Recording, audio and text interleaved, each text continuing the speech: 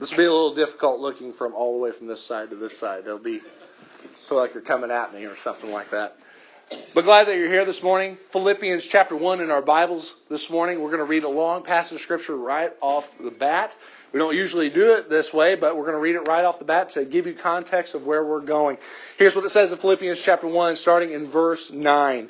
It says, I pray that your love will overflow more and more, and that you will keep on growing in the knowledge and understanding. For I want you to understand what really matters, so that you may live pure and blameless lives until the day Christ returns.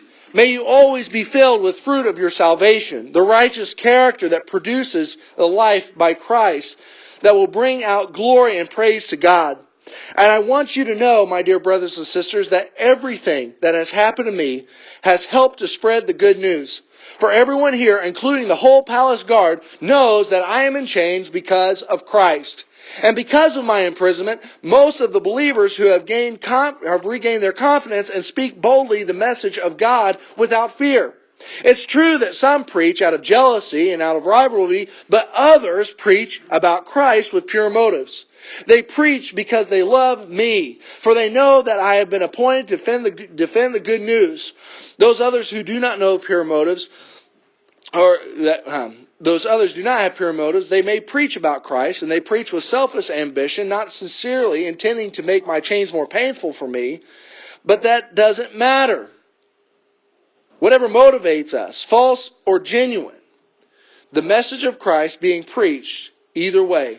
So I rejoice, and I will continue to rejoice, for I know that as you pray for me, that the Spirit of Christ Jesus helps me and leads me in my deliverance. You know, it's almost inevitable wherever I go, I will stand in the crowd and somebody around me will tap me on the shoulder and will say, did you play basketball? There's just something about me that just reeks talent. Do you see that?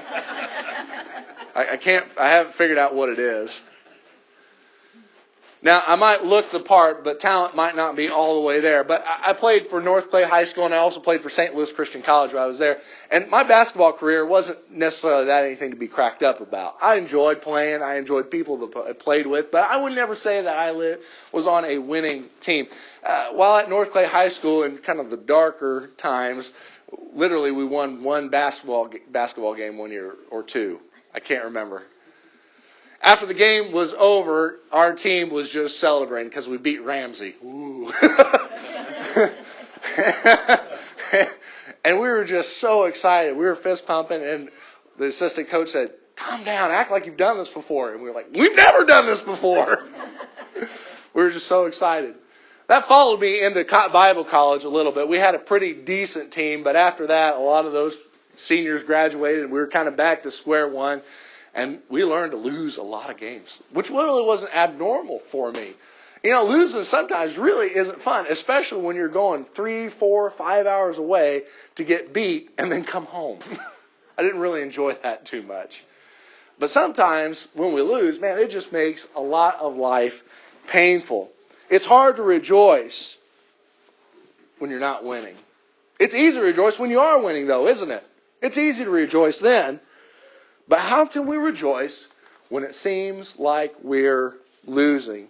You see, you can't unless you live the whatever life. What we've been talking about the last 3 Sundays and here now the 4th, and which I want to come to a conclusion on here this morning as we wrap up this week. Because we're reminded by this whatever life. When the world says whatever, it means that nothing matters. But to the Christian, when we see the word whatever, or when the Christian says whatever, it really means everything matters. And as we wrap up this series, I hope that we understand that whatever we do, whatever we say, whatever we think, needs to come under the lordship and the guidance of Jesus Christ in our lives. And when we begin to follow Jesus, He begins on working inside of us and changing our attitude about things. And this isn't dependent upon what is going on around us. No, it should be independent of those things. The whatever life should be consistent no matter what. And see, the evidence of life is our capacity as a person to wear the Jesus jersey, even when it's not popular. To wear the Jesus jersey and to rejoice no matter what the score is. no matter what the odds are against us. Because whatever people are not if only people. Well, if only this was better. Well, if only this was okay. If I only know this was taken care of. No, whatever people are even if people. They are not the kind of people that say, well, if only I get a better job. Or only my marriage improves. Or only if the cancer goes in remission. But the Christian, the whatever people, need to be the kind of people that say this. Well, even if my company downsizes. Even if my spouse chooses to walk. Even if the cancer comes back. I know what I am. I know what I'm about. And I can rejoice anyway. You see, the pursuit of happiness really is an inside journey. It's an inner journey. Independence of what is happening around us. You know, I've always wanted to take one of those Alaskan cruises where you go up north and you see a part of the world that does not look like where we are. It's often that I go on vacations where it's nice and warm and sunny, so you kind of go, well, why would you want to go up there? But it's amazing what you can see up there and see God's creation and how that is in that climate. And see the aurora borealis up in the skies and the blazing colors. It's a cool thing. I've never been there. I want to do that in my lifetime. But what's interesting to me is you see these icebergs and these ice glaciers. You know what's interesting about icebergs is they're not carried by the wind. In fact, 8/9 of the entire thing is underneath the surface. And how it's carried along is it is carried along by the water underneath it. And what's moving the water underneath it is the current below the surface that allows the iceberg to move even against the wind. You see, that's the type of attitude that we need to have as whatever people. That's how whatever people are to live. We're carried along by something deep, something internal, something eternal that allows us to go against the waves of the culture and to go against the current or the flow of our society.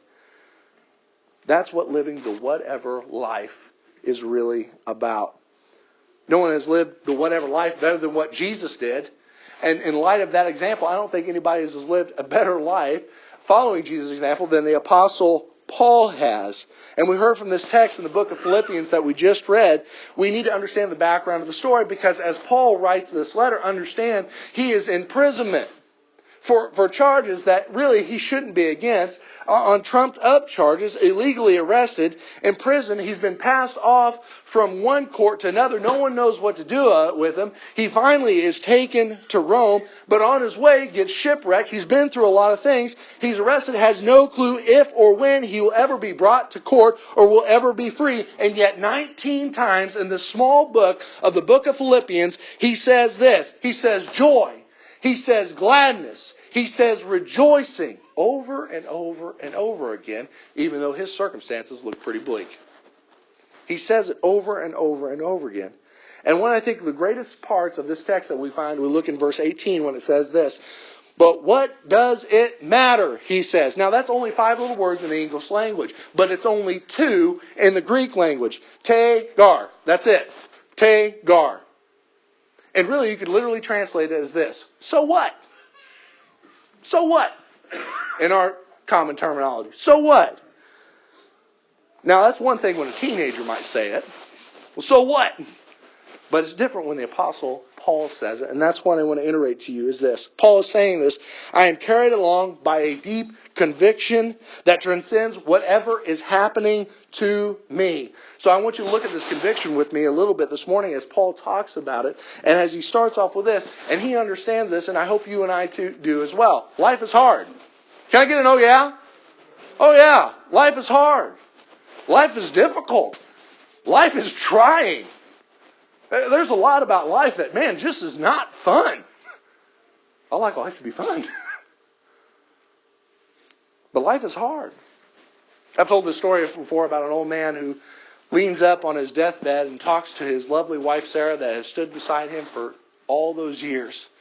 And with all the energy that he musters, he leans up on one elbow, looks Sarah in the eye and says, Sarah, I remember when I asked you to marry me, and I didn't really have a dollar to my name, and yet you committed to me, and you said you would marry me, and from then on, our life has been nothing but trouble. Then our life was, we lost what pennies we had in the Great Depression. It's just been difficult from there on. And then I was drafted into the war, and you decided to enlist beside me so that you could be a nurse, so you'd be close to me. And when I was wounded, that you took care of me. And during that long recovery process, and Sarah, just from then on, we've just had trouble after trouble after trouble. And you've stuck by me. And now I'm here dying, struggling to have what life I have left. And as I sit here beside you, I wake up in the morning and I see your face. Sarah, you know what, Sarah? You're bad luck.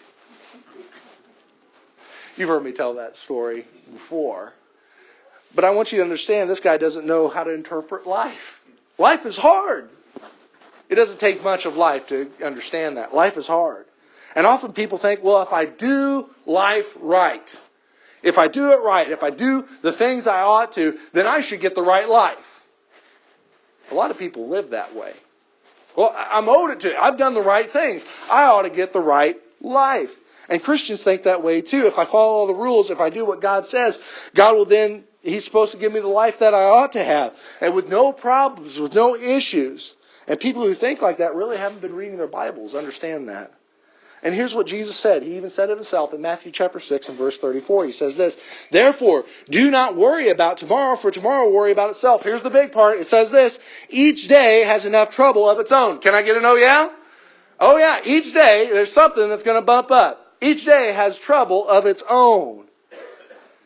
How about John 16 verse 33? Jesus says again, and I have told you these things so that you may have peace. In this world you have trouble, but take heart. For I have overcome the world. Life is hard, as it is normal. But you know what? Life can be made even harder when you add sin into the picture. Understand, living in rebellion with God makes life harder. But understand, hard is normal. And Paul understands that. And he just wants to explain again. Understand, you're going to have tough times in your life. I want you to know what has happened to me. You know, the word happen and happiness come from the same root word in the English language, which means hap. You know what hap means? By chance. Chance, this hap to happen. Okay? So you see words like this, and I want to just give a little philosophy for us this morning, is this. If the right things happen at the right time, I will be happy. That's often how people want to live their lives. But what happens when the right things, or what we think is the right thing, doesn't have to happen? Will I then be happy? You see, if we have that type of attitude, we often forfeit our control over our attitude.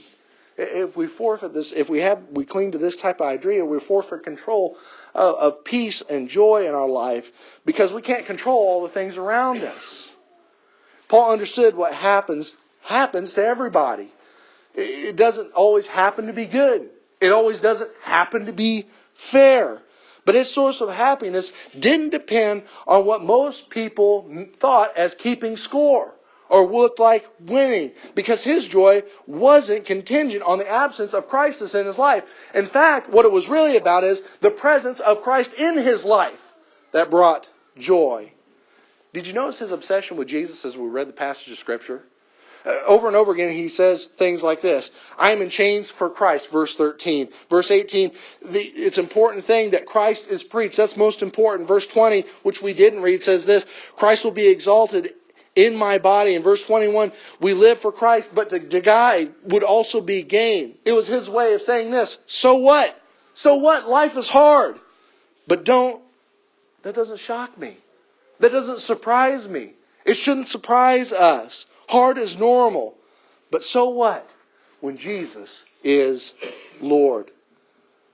He doesn't see himself in his presence as much as he sees himself in the light of a man in Christ. And he believes whatever he is going through is going to be an opportunity to display what is in his life, which is Christ. Because his life was about Jesus.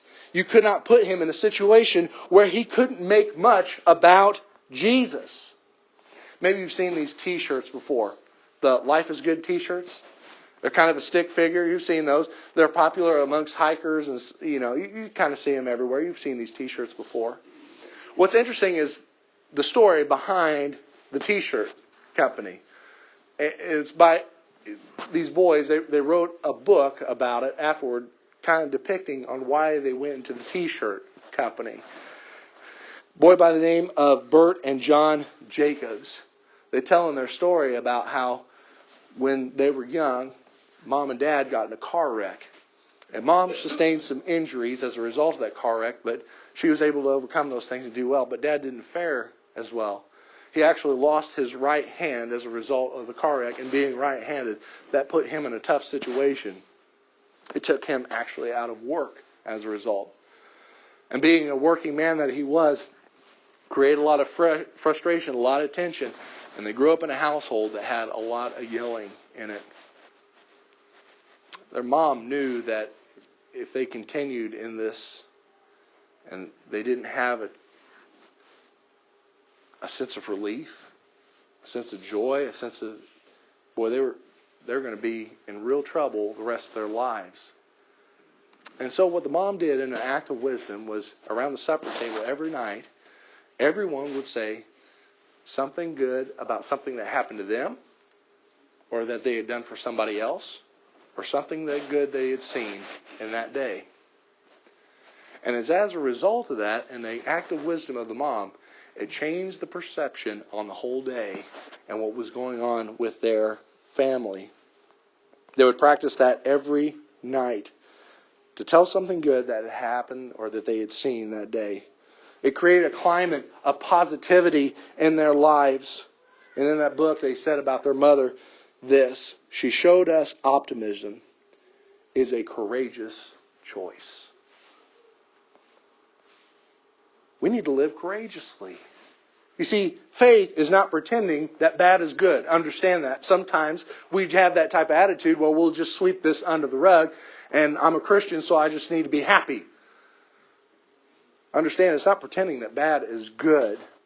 Faith is believing that because of Jesus and that He is Lord, it can even bring good even out of the bad. Notice that Paul twice says this. He says, let me tell you about what has happened to me and what Jesus has done because He is Lord. Verse 12, he says, what has happened to me actually serves in advancing the gospel. Let me tell you about how many people who have been chained to me who now have their lives changed as a result of that. Paul doesn't see himself as a man in hostage as much as he sees himself as a missionary, as much as he sees himself as a soldier of the gospel of Jesus Christ. That's what he views himself as, not a hostage. He thought, man, if I could get to Rome, if I could preach to Caesar, if I got an opportunity to take the gospel that far. And every day, Paul was chained to a different soldier who are all a part of the palace guard. Now, let me ask you a question. If you were chained to Paul, who's chained to who? I mean, think about that. If you're chained to Paul, who is really chained to who? And every time, Paul had a new opportunity at speaking the life of Jesus into somebody's life. And Paul says, I have now preached to every soldier in Caesar's palace, and the gospel has saturated that place. Amazing what a life in jail can impact. It wasn't the way Paul was probably planning on doing it. It wasn't the way that Paul planned on dreaming it. And have there been things in your life that have felt that way as well? But the door that God opened was there. And we might see things in life as closed doors. But Paul might say, no. That's an open door. That's an opportunity to speak heart in someone's life. And what is happening to you might be suffering, might be horrible, but it might be an opportunity for deliverance for someone else. To speak life into someone's life, to turn out to be an advance for an opportunity. Understand, Paul said, I didn't know that this was going to happen this way. In the next chapter, he didn't know if he was going to be free. He didn't know that if he was going to see execution. He didn't know what was going to be next. And then he says, I am going to be delivered, he says. Now, we would often think, well, he means freedom. No. He doesn't know that. He says, but I am going to be delivered. He doesn't know if he's going to live or die. But Paul says, so what? If I get out of this prison, I'm going to preach Jesus. But if I don't make it out, I get to meet Jesus. Hey, that's a win-win. That's what Paul is actually saying here. And every day you and I have an opportunity to be a witness to the world on how we can rejoice even when it looks like we are against losing odds. So here's the truth, family. Food's going to burn or get cold. Here's the truth. Cars are going to break down. Tires are going to wear out. Flat tires are going to happen. The preacher is going to preach a long or bad sermon. Never. The economy is going to go up and down. Companies are going to downsize. But so what? Jesus said, if you seek me first, if you seek the kingdom first, if you seek God the Father, He will meet every need for you. You see, people are going to come into our lives. People are going to walk out of our lives. So what? The Father says, I will never forsake you. I will never abandon you. Cancer is going to leave. Cancer is going to come back. So what? Life is hard. But we need to remember that Jesus is Lord. Circumstances are often out of our control. But understand, joy should never be. Paul says, because of this, I will rejoice. And Paul is not saying that he would have chosen his circumstances. He's not saying that this is the way he necessarily wanted it to be. But no matter what comes his way, no matter what circumstances there, he keeps on concerning of choosing joy. And he encourages other Christians as he writes this letter to the Philippian church to choose joy as well. They could chain his body, but understand they couldn't shackle his hope. They couldn't confine his faith. They couldn't incarcerate his worship. They couldn't chain his confidence, whatever happened. The point is, Paul didn't have to wait and see how things would turn out. You and I do that? I just want to stand back a little bit, and I want to see how things play out before I decide to jump in or weigh in. I'm just going to stay a little bit far away from this because I don't want to take a risk.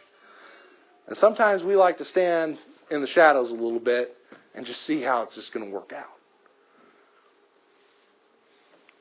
But here's the thing. Paul didn't wait to see how things would work out before he would choose to respond with joy in his life. Because his joy wasn't based in the result of a relationship. It wasn't based in a result of how things would. It was based in a relationship with Jesus Christ. That's what it was based in. I want to tell you about the wedding of Jeff and Rebecca Payne, who live out in Ohio.